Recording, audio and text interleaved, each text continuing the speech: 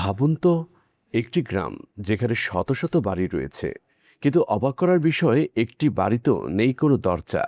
এই ব্যতিক্রমী গ্রামটির নাম শনি সিংনাপুর, যা ভারতের মহারাষ্ট্র রাজ্যে অবস্থিত। প্রতি বছর হাজার হাজার মানুষ এখানে আসেন শুধুমাত্র এই অদ্ভুত বাস্তবতা দেখতে। দরজা ছাড়া বসবাস করা একটি গ্রাম। আরও বিস্ময়কর বিষয় হলো, বছরের পর বছর ধরে এখানে কোনো চুরি বা ডাকাতির ঘটনা ঘটেনি। এই গ্রামের প্রায় প্রতিটি বাড়িতেই রয়েছে মূল্যবান সম্পদ, টাকা, সোনা, গয়না। তবু কোনো বাড়িতে নেই কোনো দরজা, নেই উল্লেখযোগ্য কোনো নিরাপত্তার ব্যবস্থা, কিন্তু তাতেও নেই কোনো আতঙ্ক। কেন দরজার প্রয়োজন পড়ে না? এই প্রশ্নের উত্তর জানতে হলে ফিরে যেতে হবে প্রায় ৩০০ বছর আগে।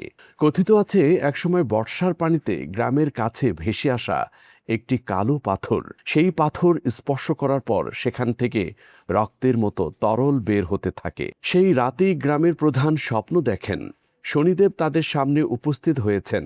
তিনি জানান, এই গ্রামকে তিনি রক্ষা করবেন, তবে তাকে কোনো বন্ধ জায়গায় রাখা যাবে না, সবসময় খোলা রাখতে হবে। এই বিশ্বাস থেকেই শুরু হয় দরজাহীন জীবনের এক অদ্ভুত সংস্কৃতি। গ্রামবাসীর দৃঢ় বিশ্বাস, শনিদেবের আশীর্বাদই তারা নিরাপদ, তাই কেউ চুরি বা ডাকাতির সাহস করে না।